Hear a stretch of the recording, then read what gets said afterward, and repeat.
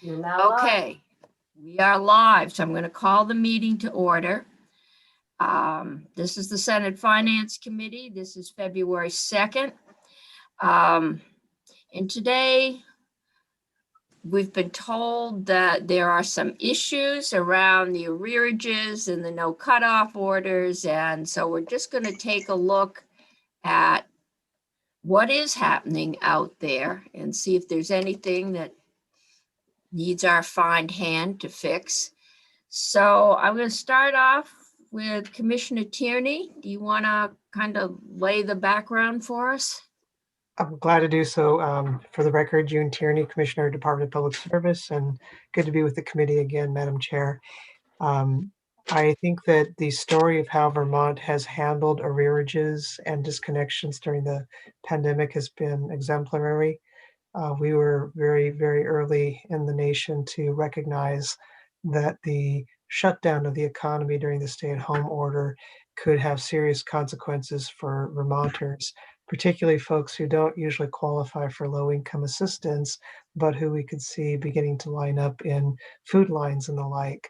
And so happily, this legislature was able to be visionary and put money toward paying arrearages for these individuals. The department was able to stand up a program on pretty short notice. I might add, this was unprecedented in the department's experience as an agency. We don't typically administer financial assistance for ratepayers. We are party to the rule that the PUC has governing disconnections. If memory serves, a component of that is where the utilities work out payment plans as a means of dealing with arrearages before the ultimate outcome of a disconnection.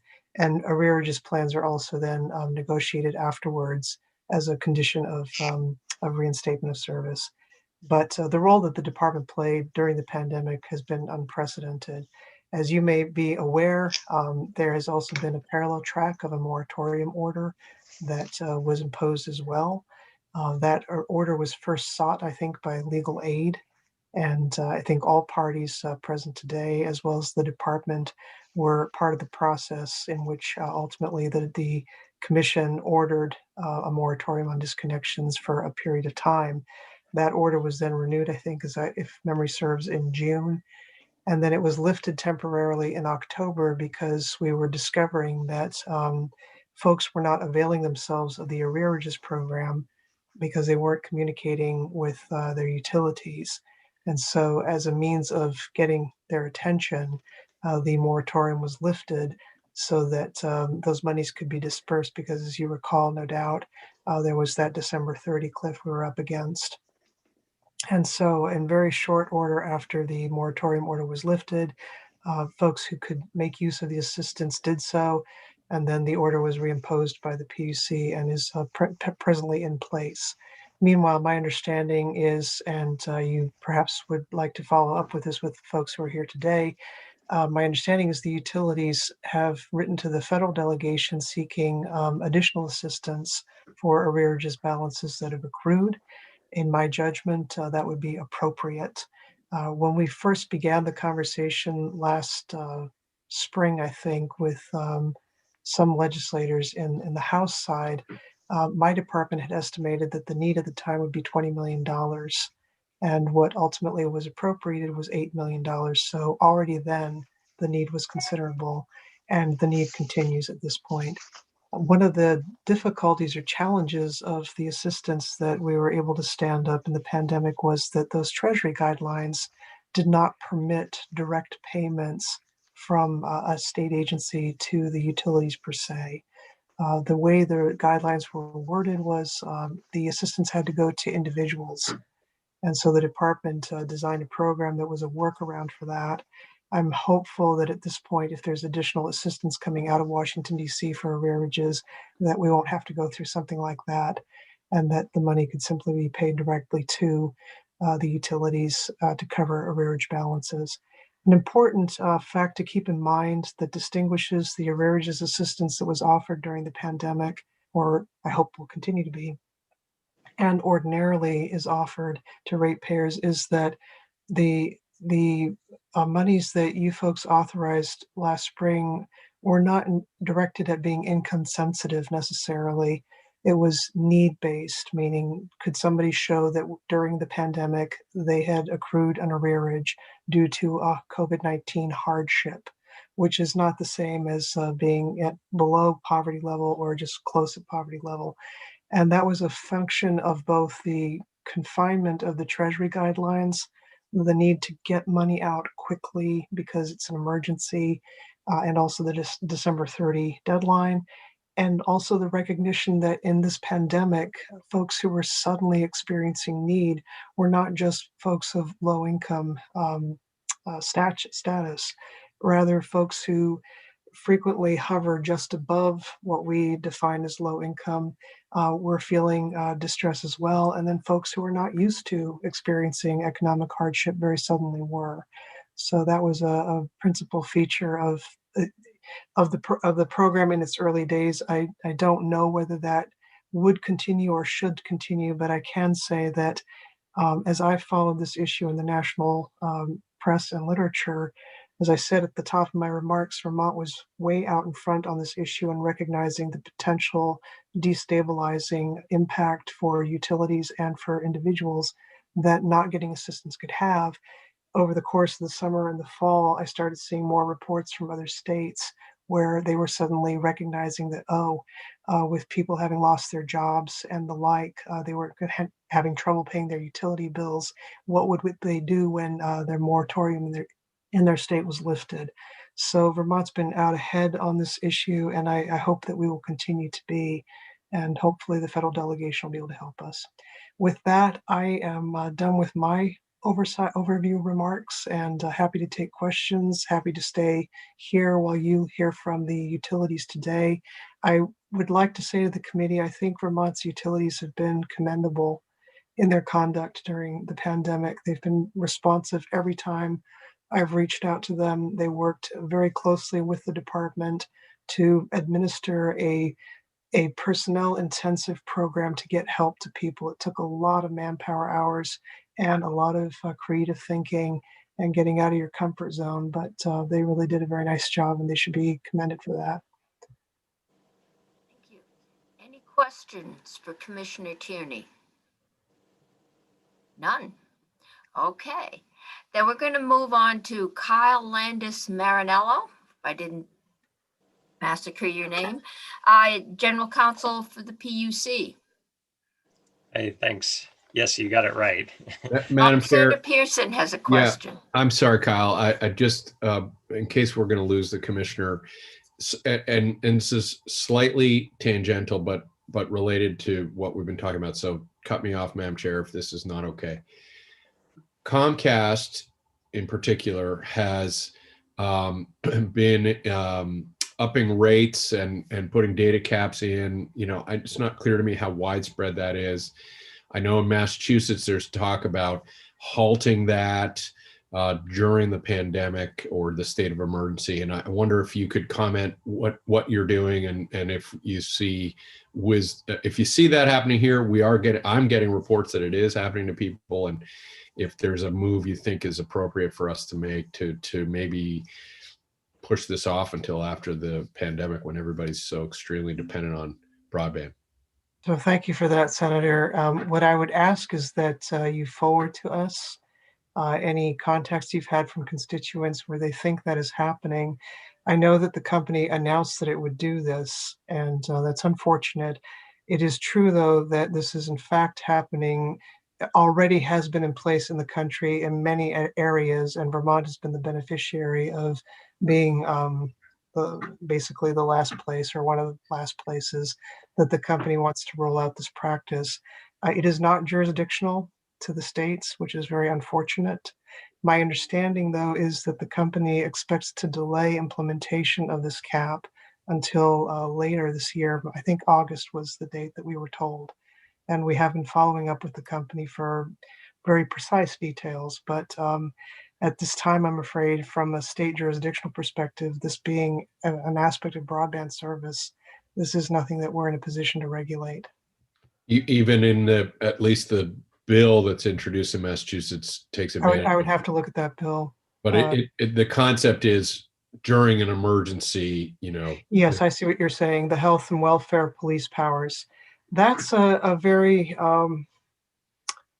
that's a I have to walk a fine line here, Senator, Okay. because it won't surprise you that the governor has looked into this, and I have so spoken with him about it, or better said, with his staff about it, and so I don't feel I'm at liberty to allow those discussions to be public.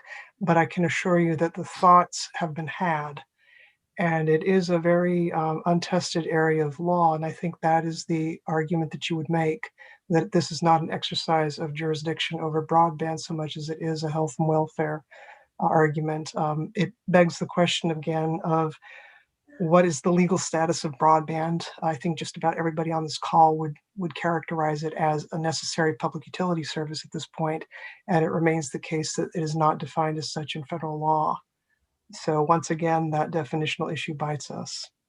Okay. And if it's Okay. a necessary I public think at utility this service, point, I'm Yes, going to ma'am. cut off discussion because it is kind of off topic and it looks like we will be discussing this again.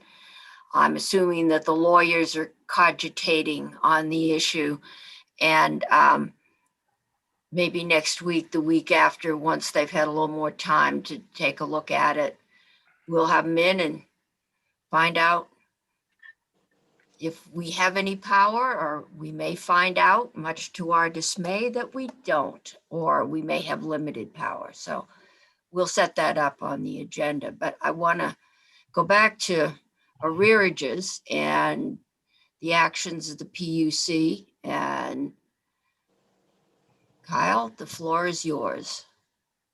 Thank you, Madam Chair. And I sent ahead a slide that just kind of summarizes different actions the commission took, although Commissioner Tierney just did an excellent job of hitting the high points of that. And so there's some overlap there. Let me try a quick screen share and see if this pops up. Can folks see that now? Yep, it is. Okay. Great. So as Commissioner Tierney mentioned, the state of Vermont was really at the forefront of a lot of what was happening with the response on the utility end to COVID-19.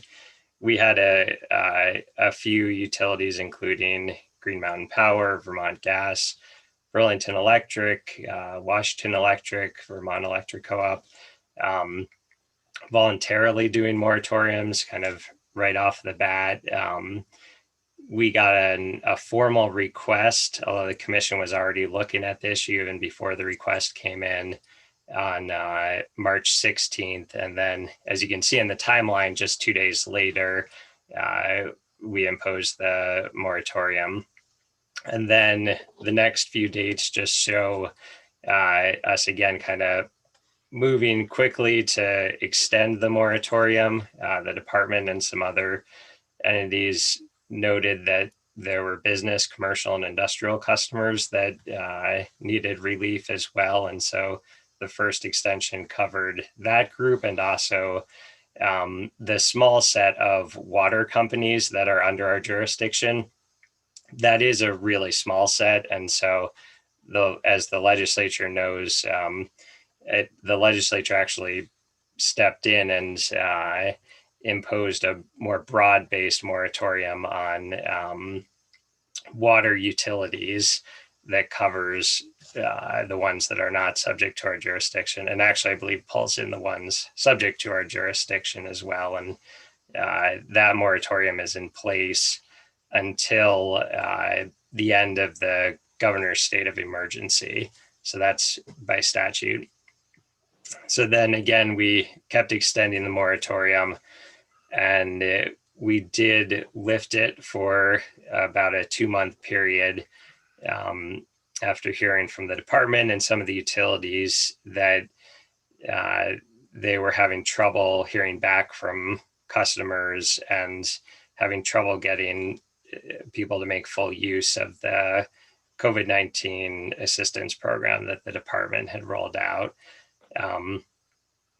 I think that the lift in the moratorium did help with people continuing to sign up for that program. As Commissioner Tierney mentioned, the program moved very quickly in getting started and getting this money out there, and used the full amount of the money that was available by about mid-December. And then the last date on here is on December 22nd. We had a renewed request by Vermont Legal Aid and by the department to reinstate the temporary moratorium on disconnections, and the commission moved quickly to grant that request. And so the current state of things is that a moratorium is in place for gas, electric, and traditional landline telecommunication utilities until March 31st, 2021. Okay, so Kyle, the base problem was there was a moratorium. You couldn't shut off anybody's utilities. There was money available for people to pay their utility bills, but folks, for any variety of reasons, weren't taking advantage of that, many of them. And so we had money sitting there, and the utilities were left holding the bag because they weren't getting paid and they couldn't shut people off for arrearages. Is that what was going on? That's a good summary of what we were hearing from Okay. different parties. And I think one thing I'd add, though, is because the utilities are rate regulated, they can, if they're not getting paid, if they eventually end up having to write off those arrearages, they don't ever get paid, then that can end up falling on other ratepayers. Okay. So if there's money there, it should go out. Okay, and then you lifted the moratorium, people got shut off notices, that got their attention. And they did what you'd hoped, which was apply for the funds available to pay their bills. And then you put the moratorium back on. Yes, and I should add that the October 8th order that the commission issued in lifting the moratorium, we also imposed some additional consumer protection requirements on all of the utilities. And so we wanted to make sure that people were aware of the assistance program. And so one requirement was that initial notice of a disconnect would have to tell the customer that there is a relief program available and provide information on how to contact the department about it. And there are other protections in place that were also coinciding with entering the winter period, where our rules have additional requirements if the utility is trying to disconnect a customer. Okay. Any other questions? And I can only see two of you at a time. Does- So maybe we can take that down. Yeah, I'll And- stop the screen. Okay, I see Senator Saratkin. So just want to be clear, the moratorium for traditional telecommunications companies does not extend to voice over internet? So I have to be a little careful in what I can and can't answer, because we actually have a active proceeding related to the voice over internet protocol, or VoIP services, and whether those are telecommunication services. The language that we used in the order that was issued was language that was suggested by the Department of Public Service, and it says traditional landline services. And so I think that was intended as a more limited group that it would apply to. Who filed the case, or is it before the commission, or is it in the courts? We have a case in front of us, a motion for reconsideration dealing with the VoIP issue that has been pending for a while at the commission on where the jurisdictional boundaries of that are. At the same time, that's a heavily litigated issue in many other parts of the country. And who's the petitioner? It's so that particular proceeding, I believe, was an investigation that may have actually been opened up by the commission itself, or it may have been raised by the department or one of the telecommunication companies. I'm not sure at this moment. Okay, I think we're getting into gray areas here, so we probably should back off. Well, asking who's involved in the case is public information. I mean, it's not, I'm not asking. Right, but I think the witness is, we're putting him in an uncomfortable spot. VoIP has been an issue since I've been on this committee, and the regulation or lack thereof. But I thought VoIP was, I get my landline, I get my phone service through my broadband provider. It's my telephone service. Michael, were you asking about broadband, and was there a moratorium? No, I was asking, I just wanted to know, my next question was going to be, how do you segregate out when you have things like triple play? But obviously it hasn't been determined that the telephone service within the triple play is even subject to regulation. So I'm not going any further on that. The second question I had was, you mentioned somewhere along in these moratoriums that one of them was tied to the end of the declaration. Is there consideration being given as opposed to keep renewing this thing to tie it to the end of the pandemic, as opposed to having to, worry about whether it's ending or not? So we have had that request at different times by Vermont Legal Aid to actually give that same end date that the legislature provided for water utilities, where the end date of the moratorium would be whenever the governor lifts the state of emergency. The commission has used a specific end date instead at each point. And as you saw in that timeline, it would continue to get extended at various points as we got closer to that time period. So the next deadline right now is March 31st, and this remains an open proceeding. And so there may be additional information, additional requests for extensions that come in between now and then, or if federal or state funding comes in to address these issues, then we may not get a request to extend the moratorium. We'll get those filings and deal with them as they arise.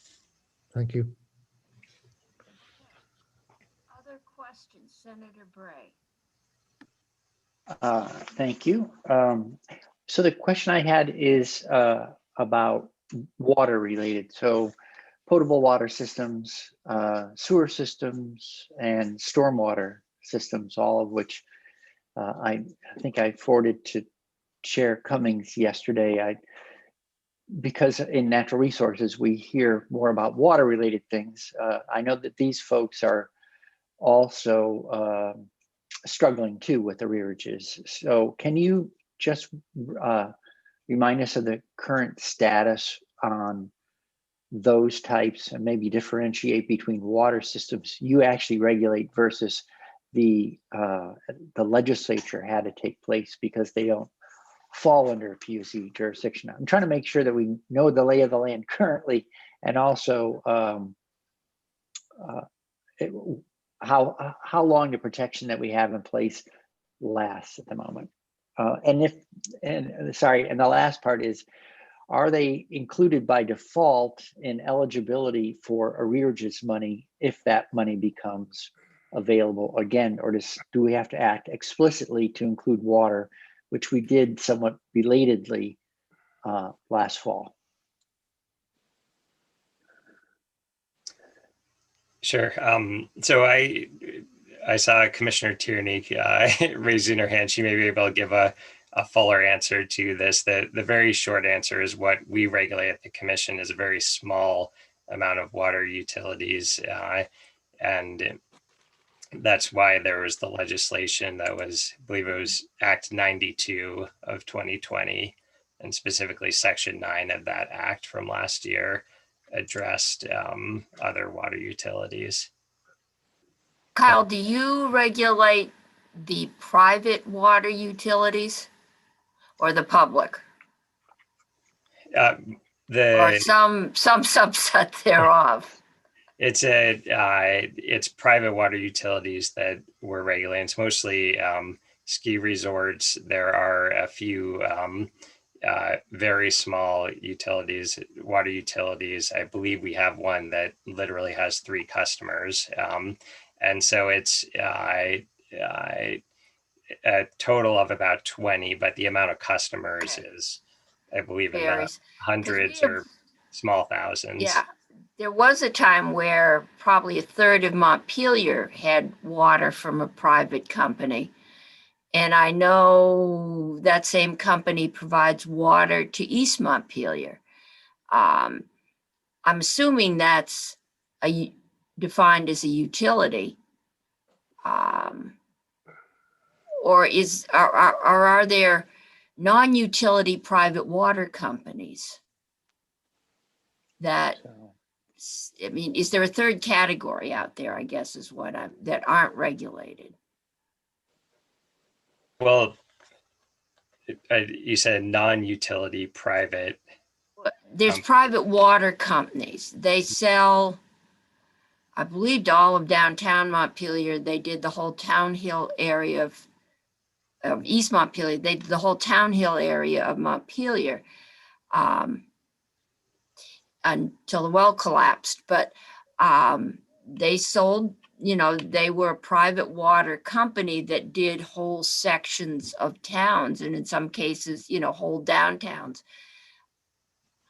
I'm just asking, are they the private utilities you regulate, or is there an unregulated entity that's a private water company out there that sells water to the public? So if they're selling water to the public, then they're going to be a utility, but that doesn't mean that they'll fall under our jurisdiction. So between our order and the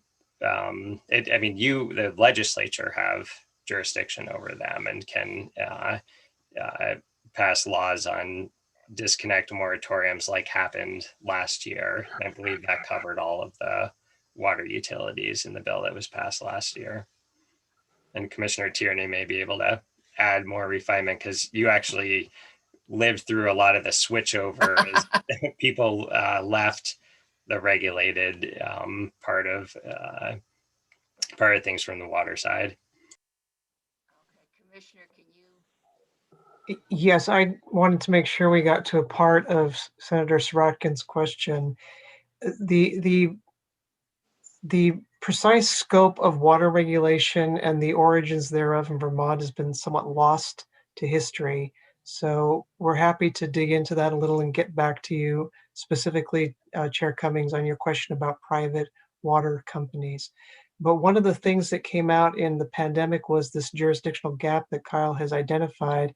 And to Senator Sirotkin's point, once the legislature passed that law that said, oh yes, arrearages help for water companies too, the way the department squared that was to say, we may not have regulatory supervisory jurisdiction over the company, as Kyle has said, but that doesn't prevent us from creating a mechanism that disperses money that's authorized to pay water arrearages if those companies choose to avail themselves of that mechanism, or more importantly, if the water company customers choose to come to us. And so that's what we did. Once the money was appropriated and once the law was clear that you folks wanted water customers to get that kind of relief, which, by the way, I think was a very good decision because those water companies, their economics are very frail.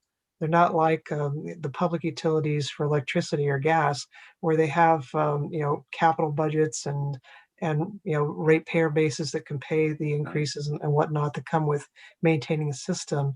So they tend to be very small systems, very few ratepayers, but they do have capital needs. And they're increasingly antiquated such that they're capital intensive. So it was a good idea to make sure that they didn't get hurt during the pandemic, but they weren't getting picked up in small business loans and the likes. And I don't fully understand why. I just know that you folks made the money available, and the decision in the administration was, let's give it to the Department of Public Service since they're already doing an arrearages program for electricity. And we designed that system and we got that money out. The issue that we ran into was capacity, because the point in time in which the money came to us and the decision was made to get that money out to folks was coinciding with the point in time when we were already very taxed with the electric arrearages. And as I said earlier, we've never done a program like this before, so we weren't staffed up for it or anything like that. We just took our existing resources and made it happen. And there just came a point in time where we weren't going to be able to get out as much money before December 30 as conceivably could have responsibly been spent on water arrearages. That's just what I wanted to add. And we would do it again if you guys gave us more money. Okay, so the bottom line is there's still need out there, and if you had more money, you could get it out the door. It is, though we would need resources now. It's very clear that the Yes. department would need admin resources if we were going to continue doing this work. Okay. Senator Bray. Yeah, so thank you for that. And thanks for pitching in. Very much like you to pitch in, even though it's not really your job to pitch in on it. I'll send an email on to you that I sent to Chair Cummings yesterday from Tom DePietro on behalf of the water companies. So we're talking wastewater, drinking water, stormwater, and they have arrearages now of 3.7 million, and they anticipate their need will be somewhere in the neighborhood of 5.2. So they're a quiet group, but behind the scenes most all the time, but their needs are significant. So I'll send that to you as well, so you have that data. Tom helpfully did a outreach to his peers and did a sampling, and so you'll probably find it useful. Okay. And is it fair to say with utilities that if they end up with uncollected debt they can't collect, that eventually that will show up on rates somewhere? Yes. Yeah. I'm sorry, perhaps you're speaking to Kyle, so I'll just. No, either way. All right. Yes, that is the case. Either it goes into rates or it gets charged off as bad debt. And what happens before then is the attempt at collections through arrearages. It's just that, what makes the pandemic so different from ordinary times is that typically you have a predictable amount of a ratepayer base that is going to create that sort of cross-subsidy problem, if you will. But here you're talking about widespread economic devastation, and the numbers are just magnified. And so the moment calls for, one wants to say a different approach. And I think what DC may have been thinking about when they first issued stimulus was, well, we're not going to worry about the utility companies right now.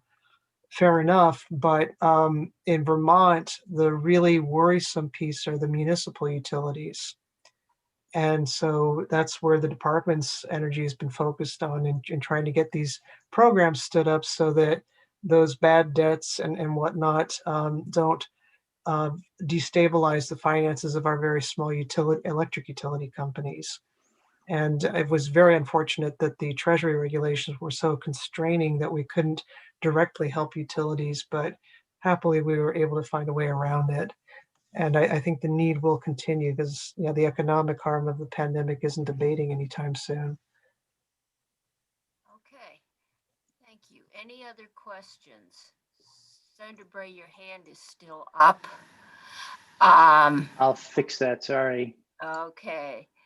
I'm going to move on then. We're going to start hearing from the utilities. And first is Darren Springer from Burlington Electric. There's Darren. Welcome. And the floor is yours. Thank you very much. Good afternoon. Darren Springer, General Manager with Burlington Electric Department. Want to start off by thanking the committee and the legislature for the VCAP program. It was very, very helpful to a number of our customers, and appreciate as well the department and the PUC's work during the pandemic. For us, we have had a moratorium, suspension of disconnections all during the pandemic, a voluntary one, even prior to the PUC issuing their order. And we've maintained that suspension of disconnections even when the PUC order was lifted for a time. We certainly appreciate the hardship that many of our customers are facing. We've also created new budget payment plans that are available to any customer, whether they're a residential or commercial customer, that stretches the period of time through which they can repay if they get behind on their bills. We have never had late fees implemented on residential customers. During my time at Burlington Electric, we had a modest one for commercial customers that has been waived during the pandemic. So we've taken a number of steps on our end to try to ease some of the economic challenges that customers are facing. We also launched a green stimulus to enhance our incentive programs, but I won't get into that here because it's not directly tied to the arrearage assistance issue. Some numbers for us for the VCAP program. We had 50 commercial customers take advantage and receive a little over 86,000 in assistance on their back due bills. We had 481 residential customers who participated, and they received collectively a little over 259,000. So in total, we had 531 customers and a little over 345,000 in arrearage assistance. So it certainly was material. We made an effort at Burlington Electric, in particular through our customer care and communications team, to reach out through traditional media, social media, front porch forums, the North Avenue News, bill inserts. We also made direct phone calls to customers who were eligible and reached out over email to encourage them to apply. In several cases, many cases, it took multiple efforts on our end to get customers through the process. That sounds counterintuitive, I think, because we're in the middle of a pandemic and there's assistance available. And it's a relatively straightforward application process. But with some of our customers, particularly on the commercial side, if you think of small businesses, restaurants that are struggling just to survive day to day, getting their attention on this issue was a challenge. And we eventually were able to help a number of them. In terms of the arrearages, though, despite the VCAP program, we're still seeing a significant challenge for our customers with arrearages. Just to put some data behind that. If you look at the 30-day arrearages, we have today 1.171 million in arrearages. And at the same time last year, during more normal circumstances in January of 2020, we had 517,000. So we're up 127% in 30-day past due. Is that dollars or people? Those are dollars. Okay. Those are dollars. That makes more sense. Okay, thank you. Yep. In terms of customers, overall, we have over 3,700 customers with some level of arrearage between 30 days and beyond.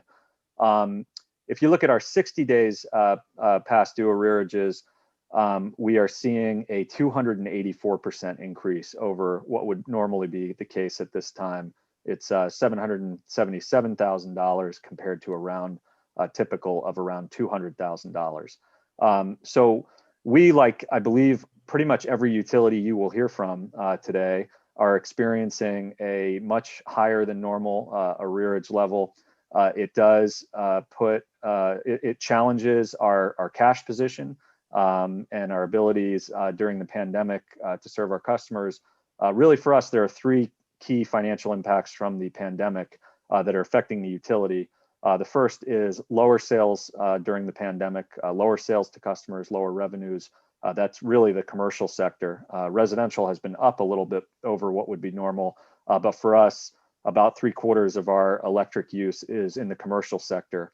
and the commercial sector has been down throughout the pandemic, and overall sales have been down. Secondly is capital projects have been disrupted, supply chains have been disrupted, and that has a negative impact on our financials when we can't allocate our labor to those projects. It comes back to the general operating statement. And then the third issue is these arrearages, these past due amounts. So certainly if there is an opportunity for us to work again with the legislature, with the department, with the PUC, to have some additional assistance through the VCAP or any other similar program, we know our customers would benefit from it. I can commit that we would make a similar effort to do outreach and to encourage customers to apply who are eligible and get the word out as best we possibly could. So I'll stop there and see if there are any questions. Okay, any questions? Senator Pearson. Thank you, Darren.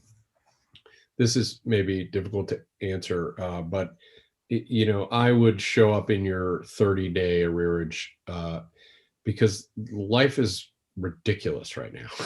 It's just, and I'm, you know, I don't think I'm that unique. It's just stressful. And I would say at my house, we are less organized than we often are about these kinds of things. And so I'm wondering if you have any sense of a breakdown that's like, nah, we're pretty confident we're going to get these people caught up. I just paid my bill, by the way. I'll be corrected quickly here, but you know, any ability to even guess at pieces of that? I mean, it's not just me that's finding these days stressful as the pandemic grinds on. You know, first, appreciate that exactly. We know that there are some customers who may fall behind in the 30-day category, and then they pay their bill and they catch up. And obviously, we want to make it as easy as possible to do that without any penalties. That said, the problem seems to be getting worse, not better. You know, we're seeing the percentage over normal for arrearages is growing, not shrinking, and that's even with the VCAP program. Without it, we would be in even worse shape. So I am concerned that while there probably are circumstances like what you just described, where we'll have people in the 38 category who will catch up, the 60-day category continues to be, like I said, 284% over what's normal. And you know, for us, when we talk about hundreds of thousands, obviously some utilities they may be in similar positions. Some, you know, larger utilities might be talking about millions of dollars. But for us, you know, roughly 500,000 is a 1% rate impact, and you know, we're starting to see even in the 60-day category numbers at that level. So it is concerning. Okay.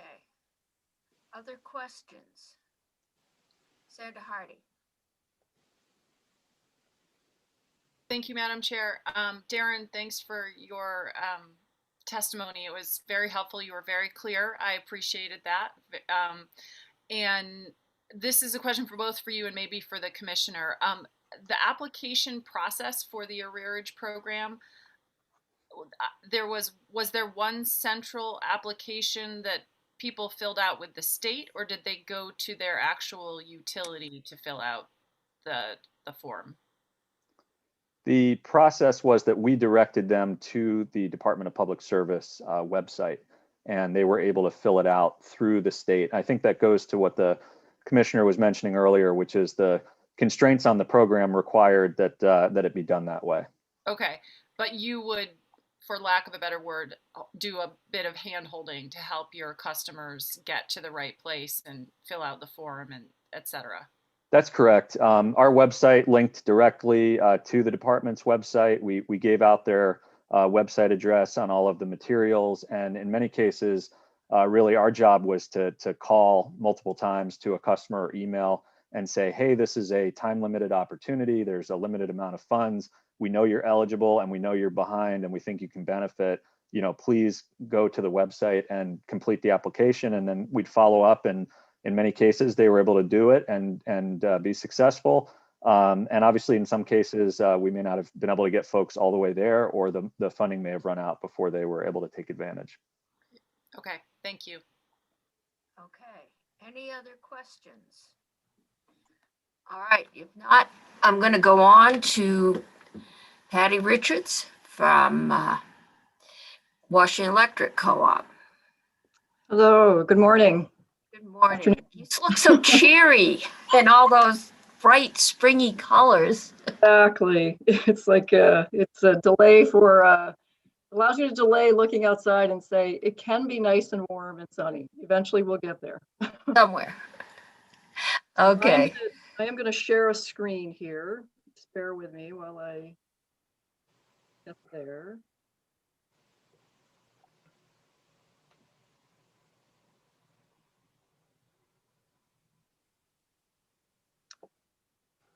That's the wrong one. Sorry, I'm going to unshare that. Oh, I think that's the one we saw the other day. Yeah, that's the wrong one. Hold on.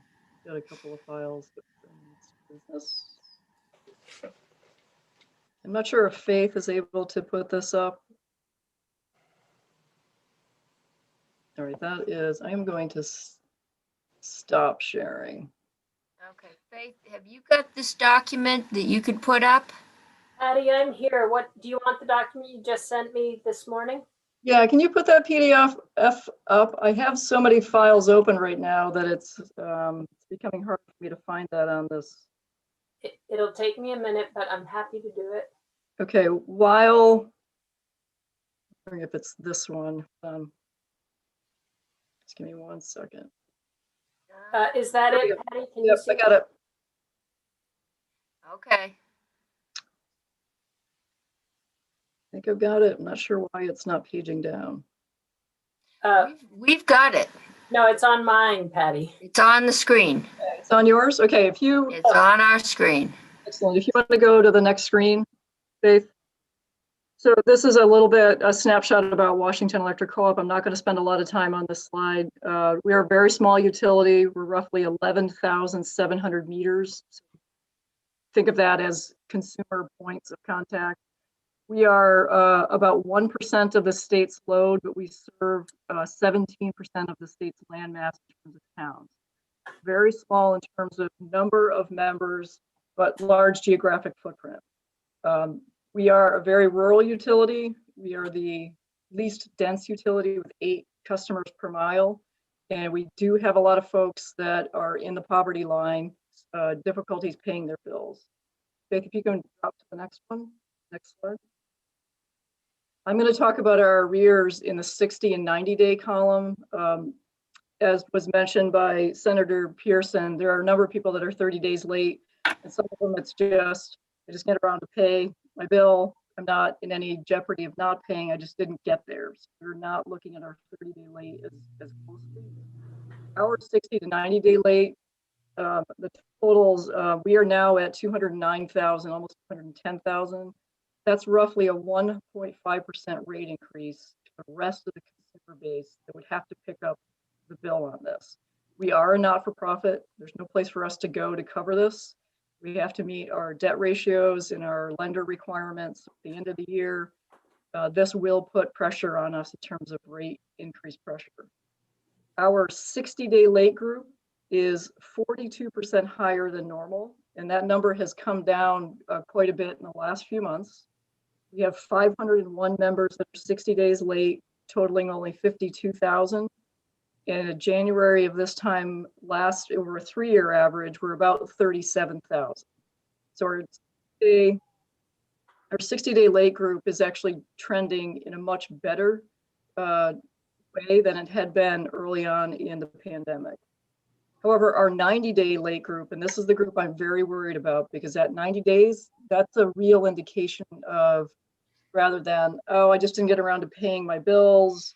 This is an indication of inability to pay bills. At 90 days, bills are stacking up on this customer, and they're juggling between their property taxes, their electric bill, healthcare bills, whatever's going on in their life, they're juggling at this point at 90 days. We have 239 of our consumers that are 90 days late, totaling 157,000. Our normal level at this point in the year, if I look at a 3-year prior average, is only 37,000. We are 4 times greater in this category of the 90-day late group. Faith, if you can go to the next slide. We've been tracking this data. This is a visual representation of how we've been doing. The 60-day late is the blue, the dark blue line, and the 90-day late is the reddish maroon line that you can see is increased substantially. It had started to come down, and you see the decrease in the 90-day late. This is because of the VCAP program. Had the VCAP program not been in place, this number of 207,000 would have doubled, more than doubled. I can't thank the department enough. June and her staff have been outstanding. I want to thank the committee for your work in leveraging funds to help out. We did a real full court press with our member service staff to reach out to anybody that was 60 days late repeatedly by phone calls and letters to get them into the program, to really be hands-on and let them know there's a way to help out. So you can see over time, our 90-day late, which again is that maroon line that kept growing and increasing into the 200,000 range. And the bar charts on the bottom, that is our monthly average for the 3 years prior. That's like our baseline month by month for both 60-day late and 90-day late. So the line is 2020. The bars are a 3-year prior average, and you can see how dramatic it is compared to normal periods. Faith, you can go to the next slide. In the VCAP program, we had 237 members for a total of 214,000 and change that we were able to recoup. Of that group, 235 were residential and 2 of them were commercial. So the vast majority of the participants were residential, and WEC, Washington Electric Co-op, is predominantly a residential co-op. We have 95% of our customer base residential and about 5% commercial. In terms of getting the word out, we did a lot of messaging. Our newsletter, Co-op Currents, every issue, we talked about that. Letters and calls, again, to the 60 days in late, 60+ day late group was very effective. Faith, you can go to the next slide. I think Senator Pearson has a question. Yeah, Patty, you just said that the phone calls were very effective, and so is that where we saw the downslide? I mean, I'm trying to I mean, if that was an effective strategy, why are we still in trouble? I guess is what I'm trying to get at. Is there a re-upping? So we're still in trouble because there's no more funds. So there's still a base group of people that didn't get there in time and ran out. And we did a lot of hand holding, just as Darren talked about with his customer group. We did a lot of hand holding, walking them through we'd be on the phone when they were going on the website, making sure they can answer questions. And we just did a lot of direct work with consumers that were in trouble. But the reality is more and more people are getting into the 60-day plus late bucket. And as those people move into 90 days, that's the group I'm really worried about. That's where our pain point is. Thank you. I would assume that as the pandemic moves on and the longer people are unemployed or partially employed, the more difficult, they've gone through their savings and their assets and whatever else they've got. And so now there's just nothing to cushion this. Exactly. And so, we've probably got a good 6 more months at the rate we're getting folks vaccinated. This will probably get worse unless we can find some more money. And that's the challenge, so. You said it well. So again, the disconnection moratorium continues at least until April 1st of 2021. As you said, Senator Cummings, we expect the arrears will grow, and our uncollected accounts, they eventually get into a write-off scenario after so many days of unpaid, and at that point, that puts rate pressure on the rest of the membership block, those that are paying their bills to pick up those past dues. And we definitely stress that there's continued financial need out there. Our membership is, like I said, 95% residential. And as time goes on, as you said, Senator Cummings, as savings accounts are depleted, people are getting into the 90-day bucket of can't pay their bill, and trying to figure out how they do that is difficult. So any funds that can be leveraged to help out are greatly appreciated. Okay. Any other questions for Patty? I can't see everybody. Okay. You can close that out, Faith. Okay. No other questions, I don't think. All right. I am not seeing any. Well, okay. Andrea, I see you're here, but we have break time scheduled. We're finding with Zoom that it really makes a difference to shut your eyes down and move out of that chair. And so we're a few minutes early. So committee, if you can be back here about 5 minutes of 3, right? I've got 2:26.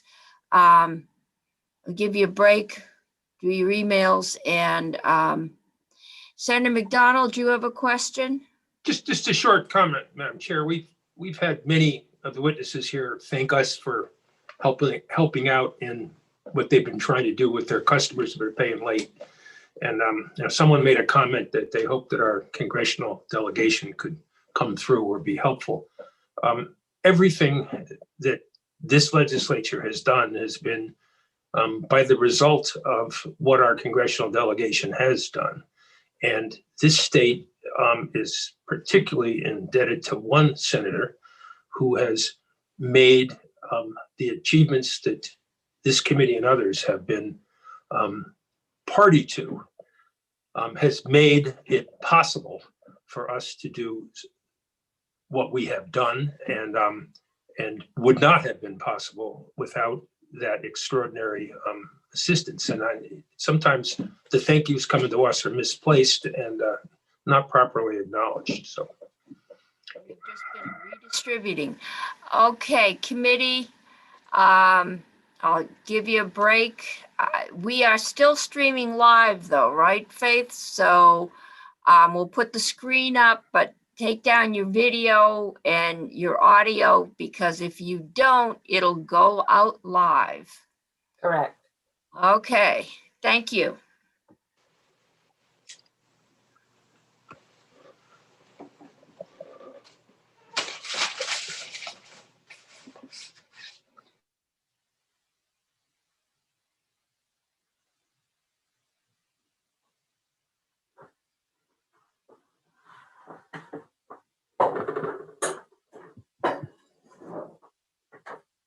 Oh, it's Frankie. Who's Frankie?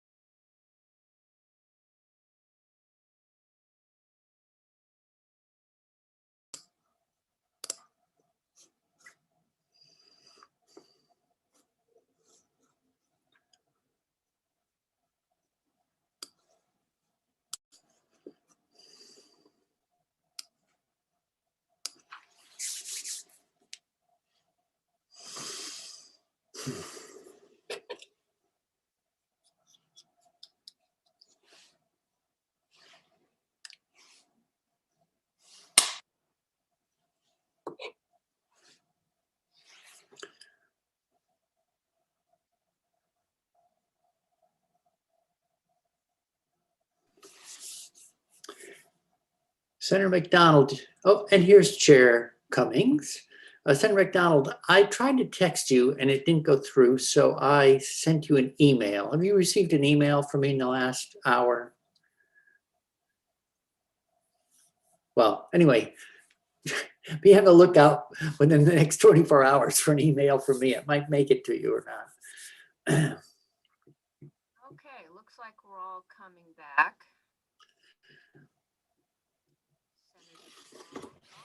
Okay. So I think we can continue. 1, 2, 3, 4, 5, 6. We're still missing Senator Sirotkin, but I have a feeling he is occupied elsewhere. So I'm going to I call am. this meeting I am back here. into order. You're here. There you are. Okay. We're going to continue our discussion of arrearages and disconnections in the pandemic, and we're going to continue with Andrea Cohen from Vermont Electric Cooperative. So Andrea, the floor is yours. Good afternoon. Nice to see you. My name is Andrea Cohen with Vermont Electric Cooperative, and I'm assuming you can hear me okay. I have some speakers, great. Faith has posted a few documents that I won't spend time on right now, but I just wanted to have in your documents for your reference. One is at a glance about Vermont Electric Cooperative. I know you have a few new committee members. Addison County is now well represented on your committee, and VEC people don't realize, actually we have a tiny sliver of Addison County. Starksboro, a little corner of Starksboro are members of ours. So we do reach into your territory, and so in your documents, you'll see a little bit about VEC. For your reference, VEC is the second largest utility in the state. We're member-owned nonprofit co-op, and we've been around for a really long time, since 1938. We have about 33,000 meters in our system. And I think it's fair to say that we have, some of the most rural and often the lowest income towns in the state. We reach from the western side of the state all the way to the eastern side, the most northern part of the state, up to the Canadian border. So there's a lot of facts and information in your packets and your documents. I also included the letter dated January 21st from all the distribution utilities that you all received via email, just as a reference for you regarding arrearages, and we all pulled together some data for you to consider. So that's in the document list too. I will screen share. I think what you're going to hear is a very similar story from many of the utilities about the impact that COVID has had on our members who are struggling to make ends meet. And we're really seeing some members who are having financial hardship for the very first time. Ironically, we have a lot of members, about 40% that are on fixed incomes, and not that they don't struggle, but since their income has not been affected, they're not necessarily the ones that are struggling right now compared to some who haven't had issues in the past. So we're kind of in new territory here. This COVID crisis is causing different problems than we're used to, and our strategies and our methods are we're all trying to be really nimble and trying to be responsive to the individual needs. Despite the tremendous assistance that the COVID, the VCAP program provided, we currently have over 1,500 members that are still struggling with, that are behind more than 60 days. So I'm going to show you a few charts that will demonstrate visually some of what we're dealing with. But the general trend, and you'll see this with most of the utilities, is that over the course of the year, the longer term arrearages have continued to increase. Starting with the start of the crisis, things really peaked in August. And then the VCAP program was launched and implemented for the remainder of the year. And so you'll see the trends, you'll see the response due to that. This is a chart that shows our 2020 arrearages since March. And the blue is the 30 days, the red is the 60 to 90, and the green is the over 90 days. And you'll see, things really peaked in August, and then the program was launched, and we started to see the downward trend. Unfortunately, you'll see in a slide later, we're now kicking back up again. So that's just the over 30 days, 60 days, and 90 days, taking a big look. This chart is the over 30 days, and the purpose of this is to just show blue is 2019, red is 2020. So you'll see, comparing to last year, January, February, March, our arrearages in 2020 were lower than they were the year previous. That is because we worked really hard to get it there. And then with COVID kicking in March, you'll see the red lines are now higher than the blue lines. So 2020, the gap continued to grow, peaking in August, really big gap, and then started working it down again. And that's a direct result of the assistance program. And frankly, some of it is also when the moratorium was discontinued. I will say that it was very motivating for people who otherwise maybe were not, as motivated to get on it when the moratorium was lifted, coupled with the financial assistance. It was a real opportunity to get people the assistance they needed, and that in fact happened. At VEC, we had 742 accounts got assistance from the VCAP. Over $400,000 came to VEC members directly from that program.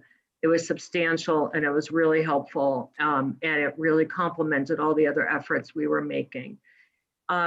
If you take just the over 60-day arrearages, which is the ones that a lot of us care about more, to Senator Pearson's point, a lot of people just don't always come right in at 30 days, and they carry over a little bit. So we really pay most attention to over 60-day arrearages. And you could see the red is the 2020 compared to last year, the blue 2019. And after the COVID hit, you could just see what happened with the over 60-day arrearages. For us, it was more than triple now than what they were last year. And again, starting to see it increase again now that the assistance program is over. If you look at the number of accounts versus cash, I just wanted to do a little comparison there. You'll see this was 2019 is the yellow as a reference point, and you could see that the number of members, the number of counts is also considerably more than they were last year with over 60-day arrearages. Moving ahead, again, that's that same reference point, just looking at 2020 dollars, over 60-day dollars compared to 2019. If any of you are interested in the actual dollar amounts and getting into that, just as a reference point, at the peak, before the assistance was available, we had almost 2,000 accounts that were over 60 days, about $440,000 in arrearages over 60 days. And as we start the new year at the end of January, that number is down as a result of the assistance, more like 1,500 accounts.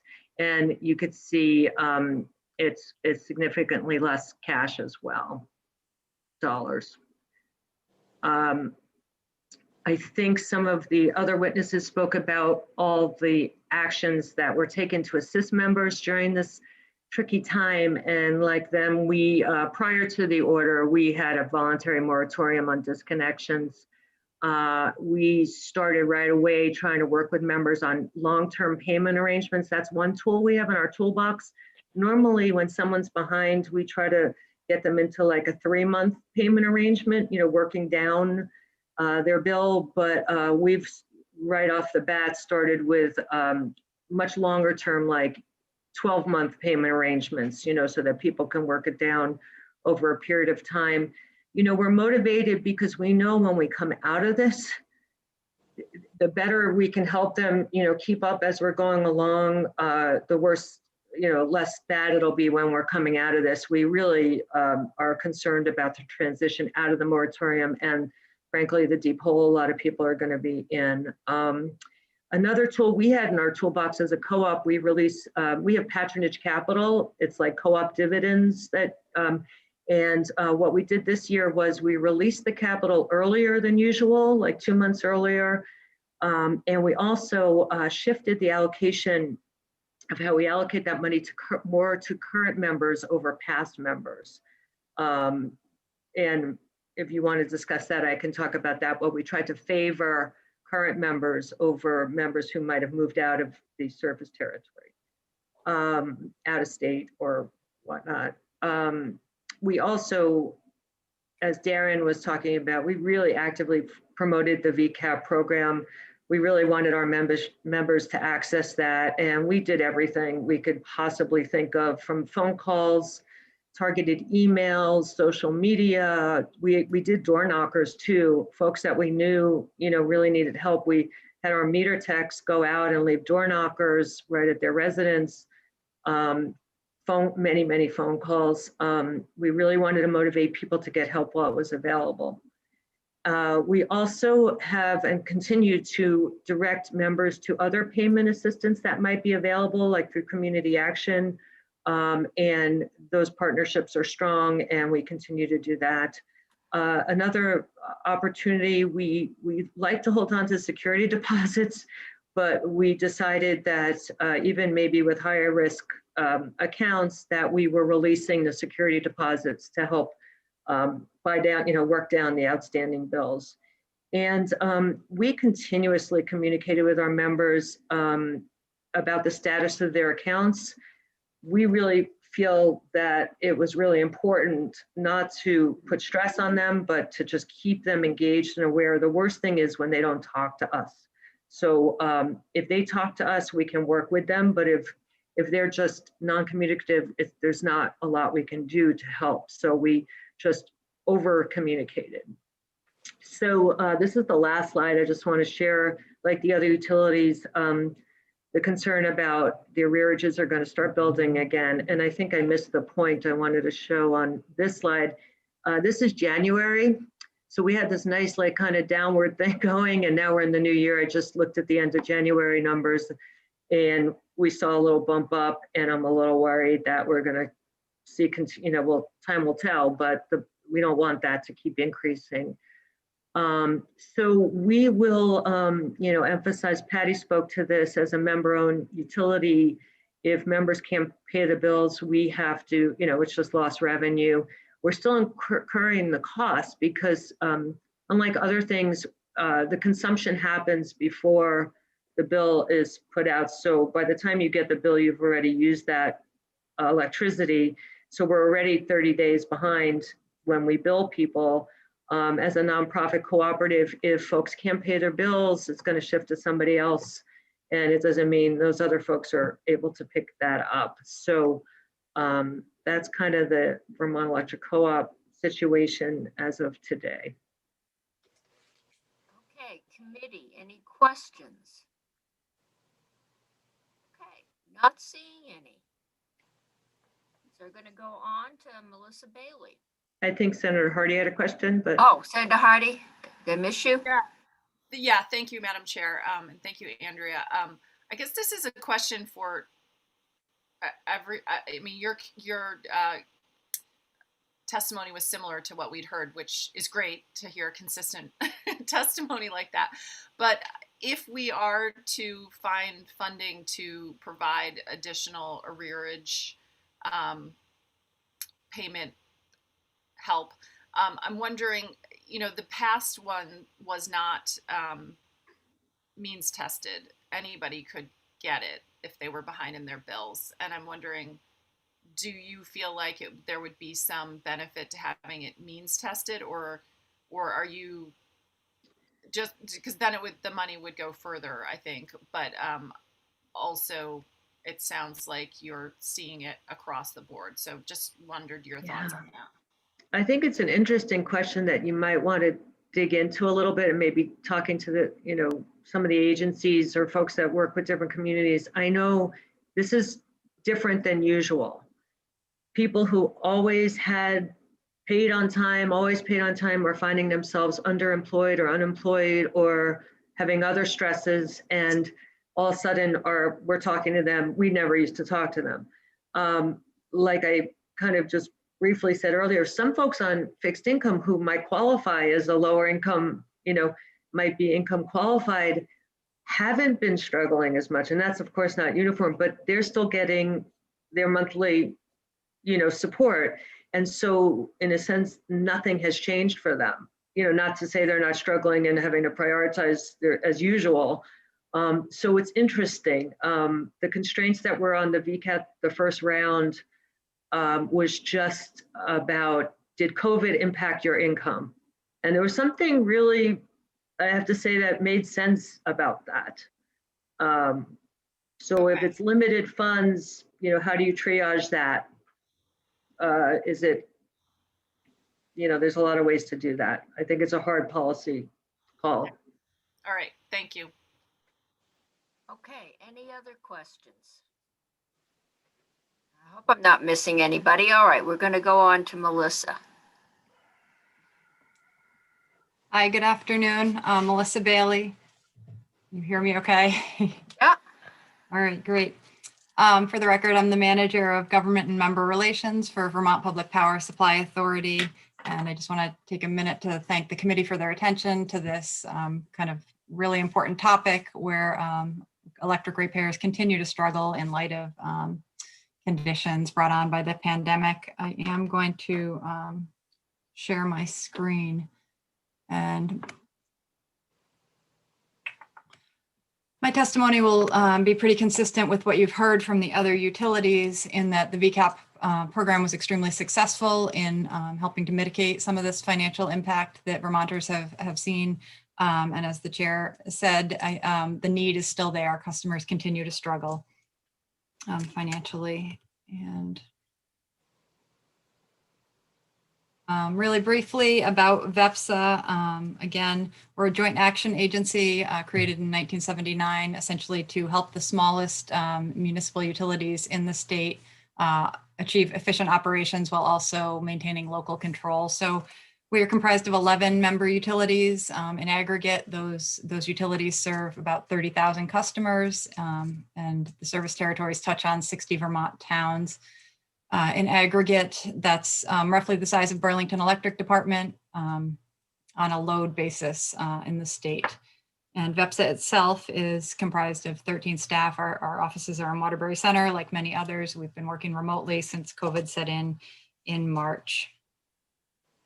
The services that VEPSA offers to its members are listed here. I won't spend any time going through that today, but these are our members. They're geographically dispersed around the state. And again, most of the smallest utilities in Vermont, serving anywhere from around 700 customers to about 6,000 customers. And these are, again, community-owned entities with a deep commitment to serving their customers who are fellow community members and neighbors. So we've been acutely aware of kind of the financial struggles of the customers in these municipal utility territories. Like the other utilities you've heard from, the VEPSA munis were active participants in promoting the VCAP program that the department administered, communicating with customers about the availability of funds, reviewing applications, and ultimately approving customer applications to receive funding through VCAP. And I ultimately several thousand, $100,000 flowed to customers of these utilities before the funding and that program expired. So moving on to where we are now, there's a lot of data on this chart. I couldn't think of a better way to present this table because of course we do represent 11 different municipals, but just give the committee a minute to kind of absorb this information. In aggregate, the VEPSA members have about $600,000 outstanding in 60 days past due balances.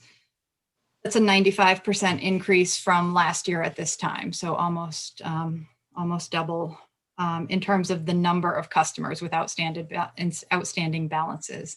About twice as many folks are 60 days past due. And on a dollar basis, the arrearages are about 68% higher than they were last year at this time. In aggregate, I should have had a line for total. In aggregate, there are about 2,000 customers again, with balances 60 days or more past due, and that's roughly 7% of customers overall. These are, the vast majority of these customers are residential. There are about 50 commercial accounts with past due balances, but the vast majority are residential customers. So again, the data on the table shows kind of the increase in unpaid balances. That would be year over year, 2020 as compared with 2019. You can see there's a lot of variety across the municipal members. Total number of customers is their rate base in aggregate. Customers past due is self-explanatory. Out of those customers, how many have outstanding balances? Again, 60 days overdue. And then the final column there, utility annual retail sales, and then arrearages as a percent of annual sales. That can be used as a proxy for rate pressure. All things being equal, rates would need to be raised by that amount to capture these balances if they ultimately go unpaid.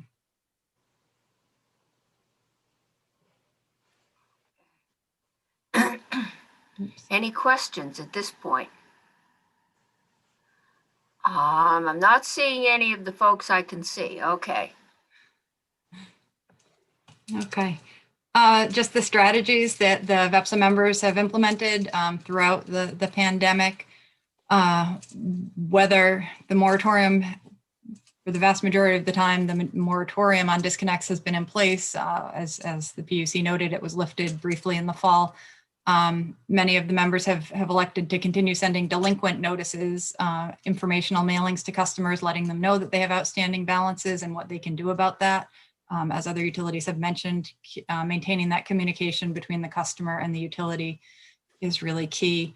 There have been direct phone calls to customers, again, kind of letting them know what they can do about their balances, offering extended repayment plans to hopefully establish that payment mechanism for customers. VEPSA and its members have been working through our regional organization, which is the Northeast Public Power Association, to request funding at the federal level to be available for utility arrearages. Folks are likely aware that Representative Custer from New Hampshire and Representative Welch recently signed on to a bill that would expand LIHEAP funding. I think the request is $10 billion for utility arrearages due to COVID. And again, just a note that utility disconnect is always the last resort for the VEPSA member utilities. And really the primary focus has been staying in contact with the customers and making them aware of any assistance when it was available. And was there a question at this point?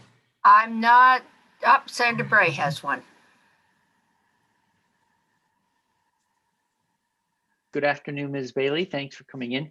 I have a quick question on that Custer Welch bill. So LIHEAP money traditionally goes to fuel oil. Are these provisions expanded to include other types of utilities? Do you know? I mean, I suppose if you're taking pressure off someone's heating fuel bill, it frees them up to address their other bills. But I don't know if the bill itself is saying that LIHEAP could be applied to an electric bill, for instance. Yep, no, it explicitly included electric bills and I believe even other utilities. So I think it was really the LIHEAP, it was expanding LIHEAP and the linkage was, I think that the money would flow through the traditional LIHEAP channels, but the use would be expanded. And it really was specific for utility bills and customers that have had a COVID impact. And again, I think that bill has been introduced. Remains to be seen what the ultimate outcome will be. Thanks. Okay, any other questions? I'm not seeing anyone, hearing anyone, or seeing a notice for yellow hands. So I guess we can go forward. Great, and this is my last slide. These are just kind of as VEPSA looks at the moratorium and the issue of arrearages more broadly, the concerns that inform our thinking on that. Definitely worried that customers will dig themselves into a financial hole and it'll be extremely difficult to recover from that. With the moratorium having been in effect, we're coming up on many customers that have gone at least a year without paying. So even a repayment plan that's extended to 12 or even 12 months or even more may be, a financial burden that they're not able to manage. And of course, as you've heard, to the extent that bills go unpaid, those costs are essentially absorbed by the utility, which means passed on to other ratepayers, right? There's no other source of funding for nonprofit utilities. And so those unpaid balances will ultimately need to be built into rates and recovered across the rate base at large. There is an equity concern there. There are some who are not able to pay their electric bills right now, and there are others who might be struggling financially and still managing to pay their bills. So there's definitely a concern about the impact large across all ratepayers of unpaid bills. And just another point to keep in mind is, under the VCAP program, and this was linked to the federal funding, the requirements under the federal funding, in order to be eligible, a customer needed to certify that their arrearage was due to COVID. And that was, again, those guidelines are federal and came with as constraints on how that money was spent. But with the blanket moratorium in place, some customers may be accruing bills and may not be eligible for funding ultimately. Looks like Senator Bray has another question. Okay, Senator Bray. Thank you. Do utilities or have the option of insuring against losses due to unpaid bills? I mean, is that a tool in your kit, or that's such an expensive tool to acquire that it's not worth having it, or no such thing exists? I'm just wondering if you can say something about that, because we may face another big challenge someday. I'm just wondering about how we position ourselves to be less vulnerable to something like this. I wish I had a better answer for you. I have never heard of such a product existing. I don't know if any of the other utilities have, but I don't know if such an insurance policy even exists or what the costs that would accompany that would be. Sure. I think it might be called the captive insurance company. But okay, Senator Bray, are you fit? Okay, Senator Yes, ma'am. Thank you. Yeah, thank you, Melissa. Can you talk a little bit about whether any of the utilities have, especially, I guess, the electric utilities, have looked at the rent program and the $200 million that Vermont is looking for, and how in your mind would that, I guess the easiest question, well, none of them are easy, but would be if electric is included in the rent payment, can you get some resources that way? And if it's separate, why should it be distinguished as not part of rent? And then also, could you talk about what is the difference in your mind between an arrearage program and an ongoing monthly subsidy program? We've just, as a stopgap measure, paid for broadband for 2 months. We've also, I realize the source of money is different, but the federal government has an ongoing monthly broadband program. And is there anything in the offing comparable for utilities?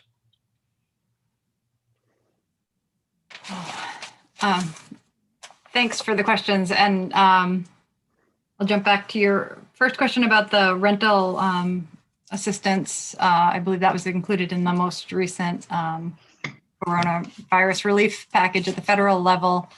And my understanding is that likely will be available for utility to cover electric bills as well. I think that would be limited to renters.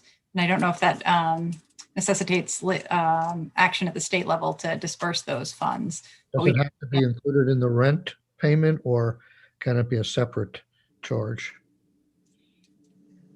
I don't have a definitive answer on that. I thought that that was being explored, whether electric bills that stand alone from being included in rent would be eligible expenses under that. I think there was some belief that that bucket of funding was broad enough that it could cover electric bills for renters, regardless of whether it was included in the rent. Water bills as well, I assume, right? That I don't know. I see the commissioner nodding, so I'm gonna go with that. Broadband. It's true. Utilities broadly, perhaps. Yeah, but not broadband, right?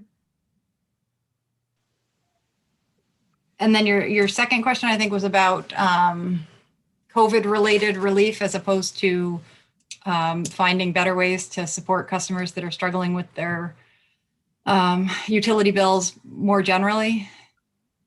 I know that Arrearages versus ongoing payments.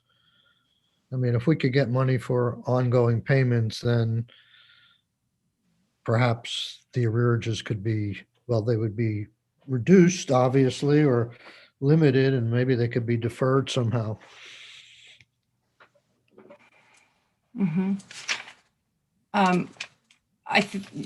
Sure. I mean, if there were funding available on an ongoing basis, I think that would be helpful. I think what's part of what's put utilities in a difficult position, as well as all of us in light of the pandemic, is right that this was unanticipated and unexpected. We don't know how big the financial hole will be. So the uncertainty aspect is certainly one element of it. If there were funding available to help those who struggle to pay their electric bills on a monthly basis, that would be helpful. You know, the VEPSA members to date have not implemented low-income programs, and the concern there is that they have concerns about keeping electricity affordable for all ratepayers and don't want the electric ratepayers essentially footing the bill for social programs. If there were funding outside of the electric ratepayer base that could be used to essentially subsidize electric bill payment for those who struggle, that would certainly be welcomed. So am I missing part of your question? Well, I'm just, I mean, don't we have utility cross-subsidization presently, even before COVID? Yes. I think to some extent we do. I mean, I think, yes. Is that voluntary or with each utility, or that's a PUC or the department establish that program? You mean income-based specifically, like income-based? Right, right. Right. We have that now. I don't know what the penetration rate is, and I don't know if it varies from utility to utility. I see the commissioner has her. I see the. All right, Senator, we are actually going to be talking about the connectivity fund, which I believe this all comes out of. It doesn't. Okay. If I may very quickly, there is a low income rate program in effect for GMP. When it was instituted by the Public Utility Commission in 2013, it was in GMP and CVPS's service territory. The municipal utilities and the co-ops were not included at that time because the record showed that what they were presently doing to deal with their arrearages was working in their territories, and the economics weren't there the way they were for GMP and CVPS to carry that program. So it's a little both, and the penetration rate's about 30%, meaning 30% of the folks who are eligible apply.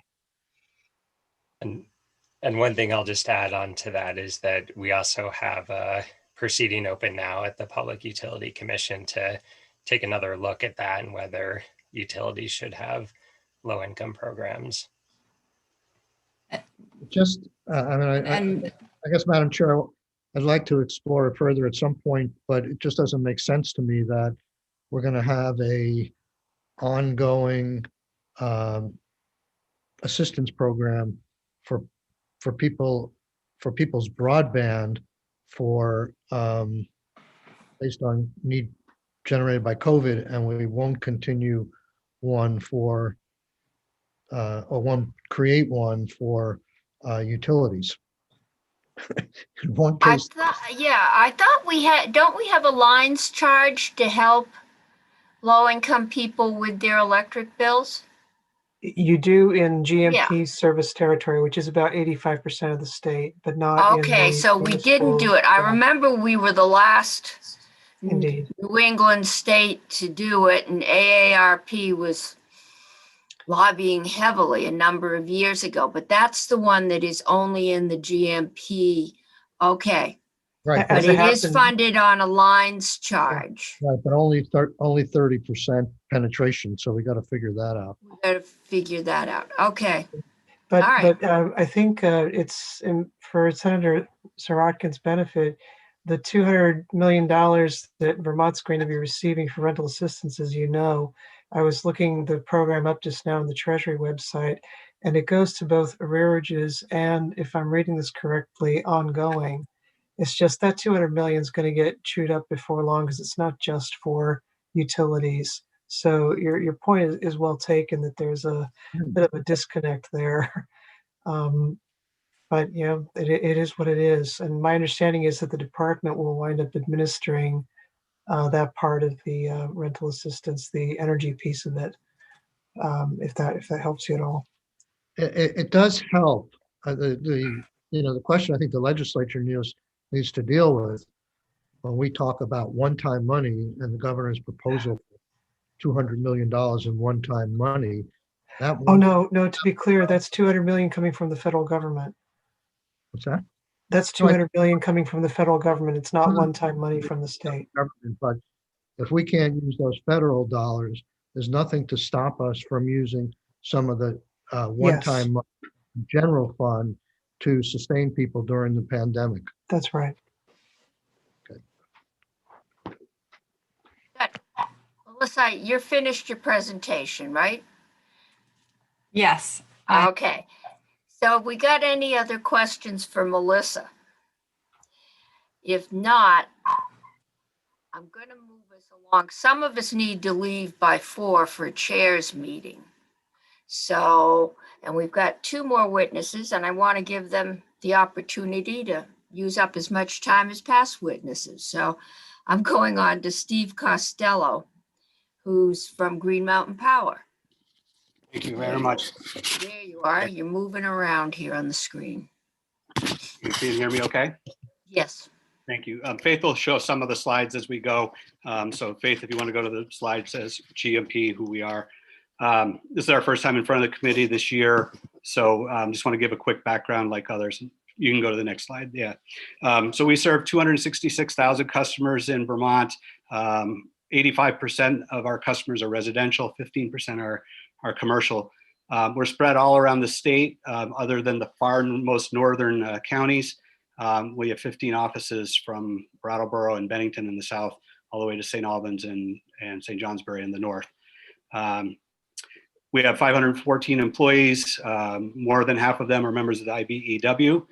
And our current energy supply is 94% carbon free, 63% renewable, and we hope to get to 100% carbon free in the next little while here. We also have been doing a lot of innovation that is designed to help reduce costs and carbon. And in 2020, we offset more than $3.2 million in costs for customers using stored energies from Tesla Powerwalls and other battery systems to reduce our load during peak periods. And finally, we're the first utility in the world to be certified as a B Corporation, which essentially means that we have to consider social, environmental, accountability, and transparency standards in the same way that we would consider our own finances. And if you want to go to the next page, that would be great, Faith. Since the COVID began, and a lot of this will be repetitious, I apologize, but since the situation began, we very quickly moved to react in a proactive way to what was happening. So virtually all of our employees who can work from home are doing so. Our field people are wearing masks in public. They're, whenever possible, split between 2 trucks, so they're not 2 people in a cab together. And we voluntarily stopped disconnections and collections activities in March before ultimately the board, the PUC, issued its moratorium. During the break period where there was allowed disconnections. We maintained our moratorium internally because of what we were hearing and seeing with our customers during that period of time. And like everyone, we've been trying to work with as much empathy as possible with our customers. As others have said, this is a very unique situation, and we are seeing customers struggling to pay bills who have never struggled before. In some cases, sizable bills in businesses, small businesses, restaurants, and the like, as well as individual customers. To Senator Sorokin's question about the EAP, we have 10,107 customers in the GMP Low Income Energy Assistance Program. And you can find information on that on our website if you want to see it, but I can just quickly give you a rundown. It's basically $1 a month charged to all residential customers, $1.67 a month for all small commercial customers, and $55.50 for our large commercial industrial customers. That goes into a pool, and customers can apply for assistance, and that assistance can come in two ways: a one-time payment for past due bills, as well as a 25% discount going forward. And they do have to reapply each year. They're not in it forever. They have to continue to show a need going forward. Next slide, if you would. VCAP has been a truly amazing project as far as we're concerned. It came together very quickly at the federal level and at the state level, both legislatively and with the DPS. As the commissioner has said earlier, this isn't the type of program that they normally run, and they really did an amazing job standing this thing up very quickly and helping us get money to customers who were truly in need, and in many cases, quite panicked.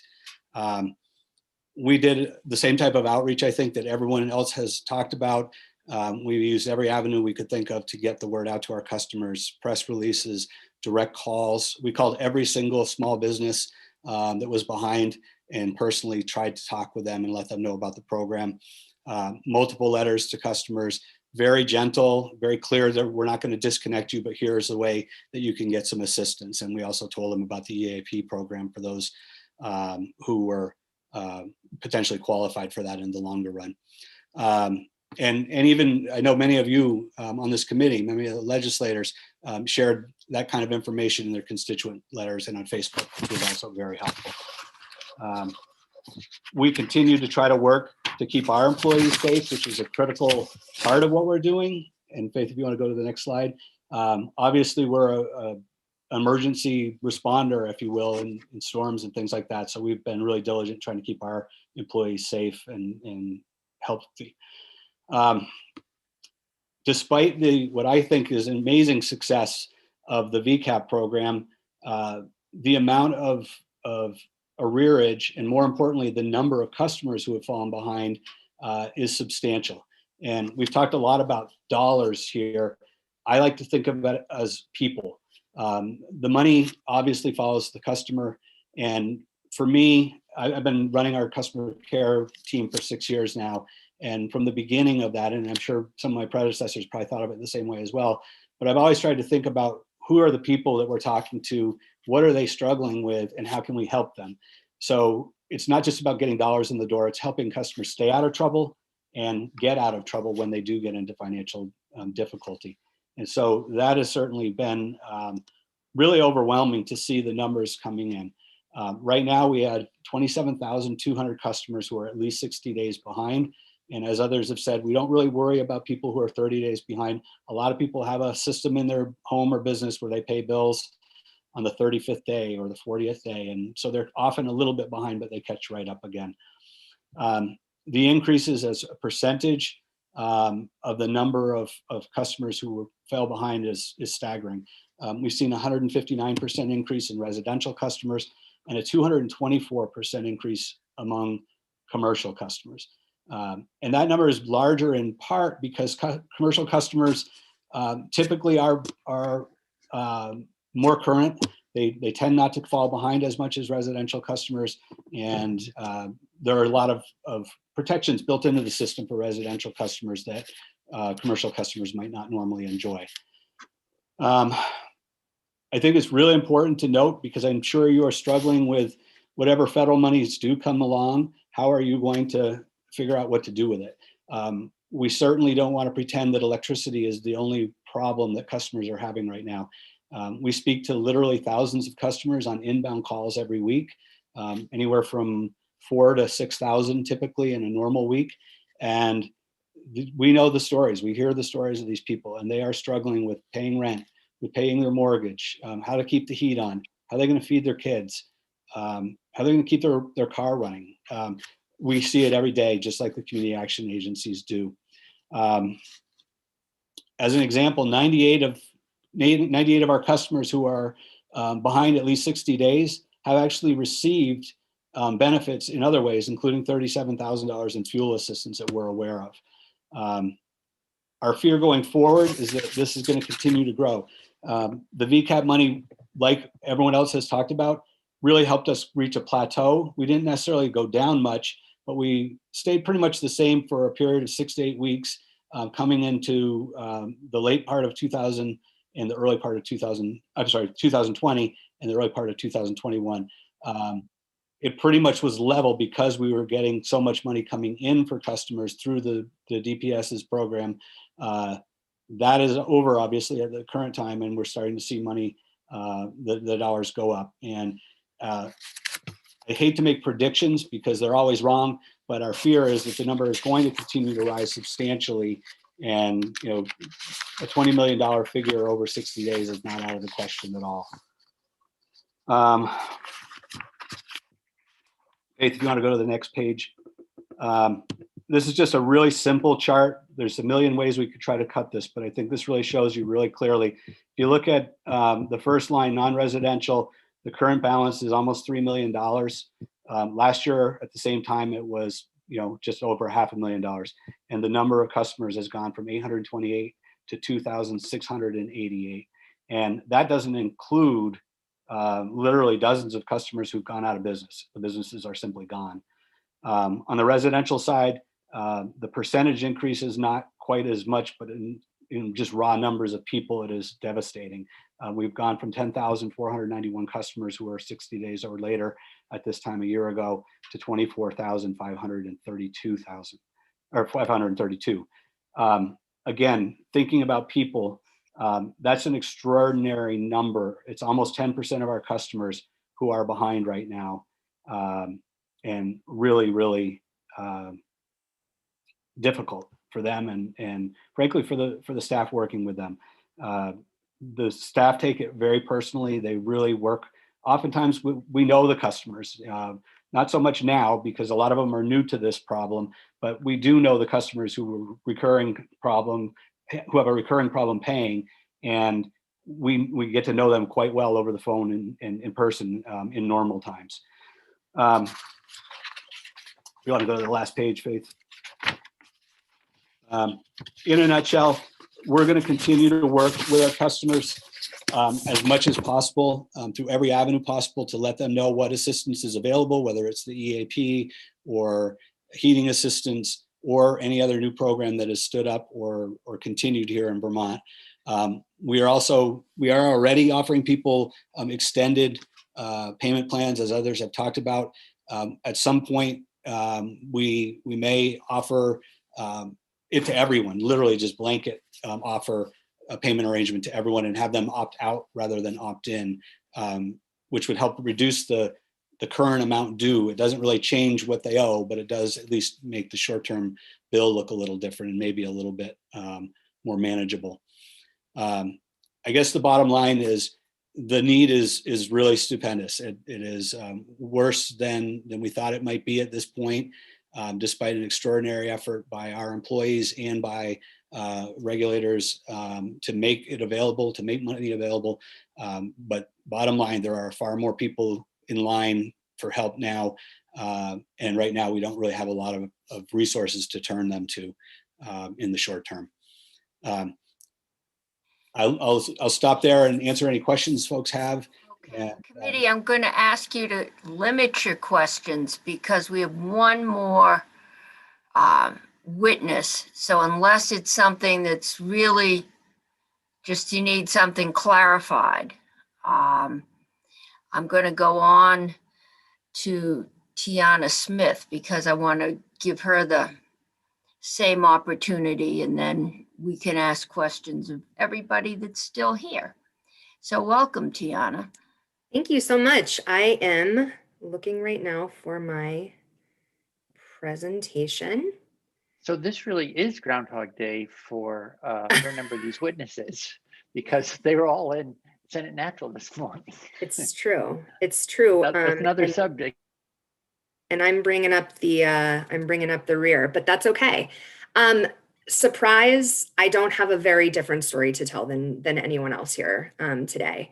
What I will say, and I think what I'll focus on in the couple of minutes that I have, is how VGS is unique and the story that it might be telling you as you're considering what to do.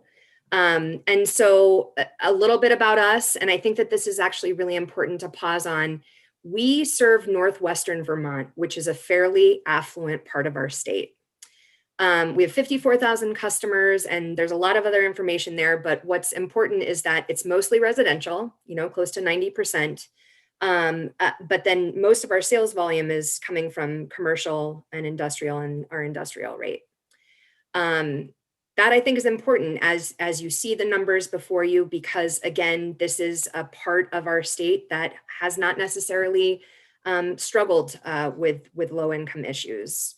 And again, I'll just sort of briefly touch on this, but what you'll see here is this is the data in our arrearages. Our commercial arrearages are up 61%. And I think some helpful anecdotal information to that is the fact that we've actually seen a lot of commercial customers very hesitant to apply for VCAP funding. They're afraid that there might be other funding that's coming forward, and getting funding here might preclude them from getting something else that they might be eligible for. So I do think that that's important. That's certainly where we're seeing the need is more in commercial. But overall, from where we were this time last year, we're up about close to $1 million. That includes our payment plans and those folks who are in arrears. And just as Steve said, I think it's really important to not just talk dollars, but to actually talk customers. It's up about 10%, but the total amount due is up 45%. And I think you see that reflected in the fact that it's mostly commercial customers that are in arrears. And I think that that's important to know as well. For disconnects, we did the same thing as everyone else. We communicated in the same way as everyone else. We have not sent out any disconnect notices since June. I think you'll see here, and I think we are definitely in a different position than the electric DUs. We provide heat to our customers in the winter. It is a last resort for us to disconnect our customers. We try every possible thing before we disconnect a customer. So it's not like we have a lot of disconnects because we've got a great program that works through that. But it does show that, just the number of notices that we would normally be sending out would be up over 36%. And now customer impact. So, and I think, again, just to stop here to talk about, again, what makes VGS unique, COVID began after VGS's peak cold season. So we hadn't seen our highest bills. We were kind of already on the other side of that. And our coldest months are still ahead of us. We're just now billing for January, February, March. So those numbers that you saw don't even really reflect our highest, our biggest peak in our coldest season. I think this has been good news for customers that natural gas prices are down. They're paying 20% less today than they were 10 years ago. So those are smaller utility bills, perhaps, makes it a little bit easier to pay them. At the same time, we're still seeing people struggle. I think that that's an important thing to note. Another thing that I am glad that VGS did, and I think in hindsight, we probably didn't even know what we were doing, but we automatically opted anyone who was past due into payment plans. And this was before even VCAP or anything was available. We sent out notice saying, you're going to be put on a 12-month payment plan. If you don't want that, please let us know. I think that really helped us keep our overall arrearage numbers down. So while our situation maybe doesn't look as bleak as some of the larger utilities, we still are seeing quite an increase. And I do think it was helpful in basically opting those customers into those payment plans and really working with them over the time to do that. So that's really all I've got to say. You know, I know you heard from a lot of electric utilities today, and VGS is a bit of a different animal, but I think, you know, we're also trending in the same way. And I just want to say, I should have said it in the beginning, but we're so appreciative of all of the support from the department, from everyone. And you know, we understand that you have quite a challenge in front of you. And so thank you so much. We've also been really proud to help and assist in calls that were made out to sign people up for unemployment insurance and vaccinations and all kinds of things that we did with the same partners that we have that you've heard from today. So again, thanks for including us in that, and for all the work that you're doing in this area. And now I'll be quiet. Thank you. Unless you have questions. Long a day as most of us. Committee, any questions? None. Whole new utility. Not going to pick on her? All right. Senator Hardy. Senator Hardy. Just one brief question. I'm just your customer mix. Sorry, I'm tired, so my brain is slow. But your customer mix. It sounds like your data shows that more of your arrearages are commercial customers. Is that the same? Is your customer mix more commercial customers overall, or no? It's residential. Your residential customers are able to pay their bills, but the ones that are having. I'm sorry. I shouldn't have interrupted you and let you finish so that I could hear the whole question. Overall, we have 90% residential customers. I thought that's what you were asking about with the mix. Residential customers are not as behind as our commercial customers. They're closer to, I think, 20. Let me pull it back up. 28%. Okay, so even though you have more residential customers, 21%, more of your arrearages are from your commercial customers. Correct. Okay, that's what I was trying to get at. And it Yes. sounds like for the electric utilities overall, it's the opposite. Yes. And that's just interesting. I'm not sure why. I probably should have paused longer on the slide that talks about our sales volume and our customer makeup. But most of our customers are residential, but most of our sales volume is commercial and industrial. So I actually think that it does make sense. Okay. You're selling more gas basically to your commercial customers, so their bills are bigger. Yes. Okay. And obviously a lot of businesses are either closed or partially closed. Right. Okay. And they do qualify for this program, commercial customers? Yes. Yes. Yeah. But you said that fewer of them are taking advantage of it because they are worried that it might preclude them from doing other programs. Okay. That's anecdotal from our manager of customer care. I think another important thing to note about commercial customers for natural gas is that even restaurants that may not be operating at full capacity are still refrigerating. They're still keeping things on and keeping things going. And so usage may not have gone down as much, but they're still having to pay those bills. Even though, it stands to reason that, lights are off and electricity may be down, usage may be down electrically for commercial customers, but that's not always the case for commercial customers that, it may be manufacturing or heating or whatever the case may be. Okay. All right. Thank you. Yeah. Okay. Other questions? Senator Brock? No. All right.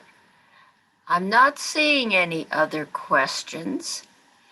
So Tiana, thank you. Thank you. You've been hanging in there with us since the very beginning. Committee, we're going to be out of here 5 minutes early. just an update. We're going to be scheduling in, it says committee discussion on Friday afternoons. There was a discussion about some disappointment in last Friday's session with the broadband providers. I don't think we got the answers to the questions. I've sent out an email asking them to answer 3 questions. How many new customers have they signed up since March? Under what kind of special incentives or programs? And how many of those customers do they still have? So hopefully we'll do that.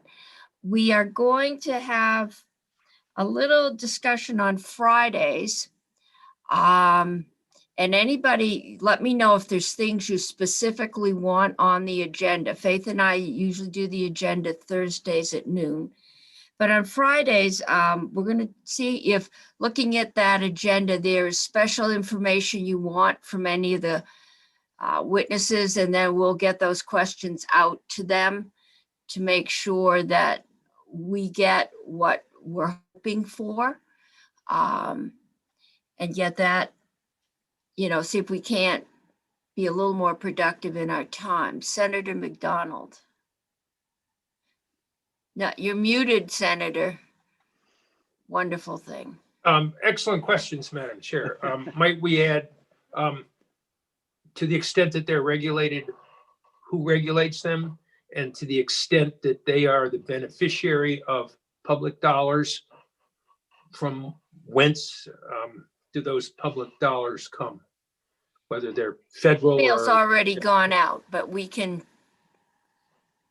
I'll need a little clarifying on that one too. Yep. See if I can get it in. I saw Senator Bray, then Senator Brock, and Senator Pearson. Well, at the risk of adding another question to the questions, it might be helpful to hear about what connect speed those people, if they're telling us how many, what connect speed they're getting. Yeah, and I think we'll put out another email because we're going to be getting into connect speeds. What I was basically trying to figure out is, we know how many miles and how many houses we went by and how many people have actually hooked up. And then what kind of incentives, because I think going forward, we're going to have to consider the possibility that if we want to keep people connected, there's going, as we just heard, have to be some assistance available.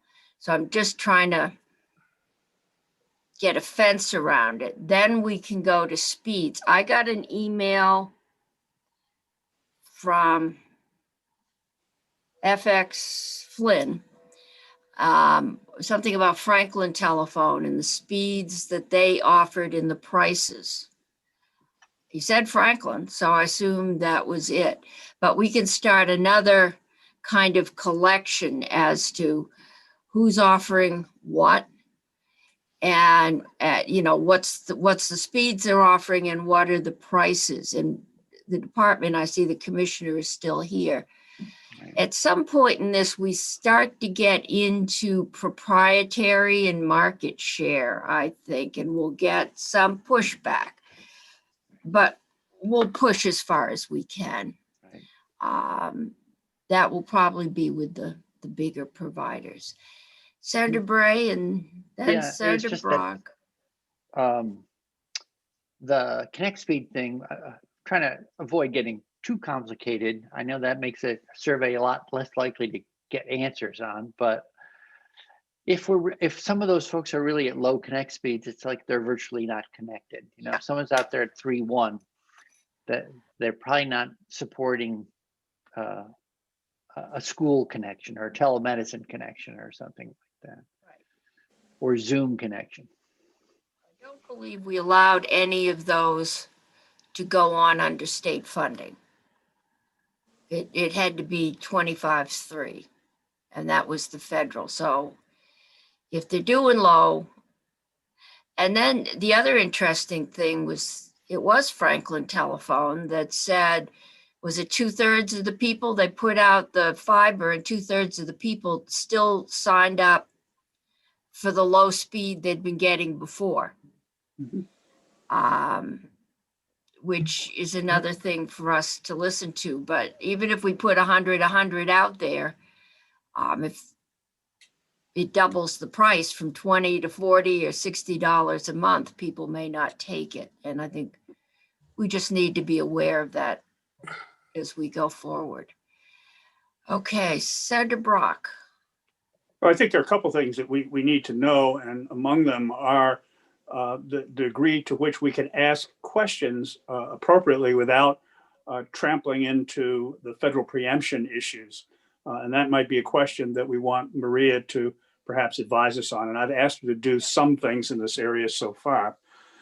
I think there's quite a long line and list of questions that we want to ask, ranging from everything through neutral host to the degree to which they are willing to disclose information regarding what's on poles that belong to them. I think that just almost an endless list. And that in my mind, the best way to ask those questions is going to be to ask them as we did the last time we did this, in a written document with a list of things that we're going to ask you about, and then invite them back to talk to us and to answer those questions in a public hearing. It's too easy for them to answer by dodging in a written document that doesn't get to the answers and questions. We've been through that before. And I think we really want to dig into this information. I think it's really going to be critical to do it relatively soon because we do have to get a bill out. Now, I've got a draft, which I will circulate to all of you, of the bill that the House is working on. And it differs somewhat from some of the things that we've been talking about how, for example, they use the VTA. But that's really what we're getting at it. How do we best, given the limited things we can do, regulate them? And how do we best, this body of disparate people, and how do we understand what they do? Because we can't really write our bill unless we really understand the answers to some of these questions. Okay, if you can get a list of those questions to me. I'll start from my end, but everybody Yeah, else. everybody get the questions in, and then we'll see if we can't get them into some kind of categories and organization and go forward. I was supposed to be at a chairs meeting 2 minutes ago. I think Senator Sirotkin is supposed to be at a chairs meeting. So I think I had Senator Pearson next, but I'm going to have to leave. You should go. I'm hoping at some point you or the other chairs will tell us about crossover. So maybe that's come up just to give us a sense of what we're gunning for. It hasn't come up yet. I don't even want to think about it. Doing crossover over Zoom is, yeah. Before Okay. Senator Cummings came into last week's chair meeting, we talked about crossover.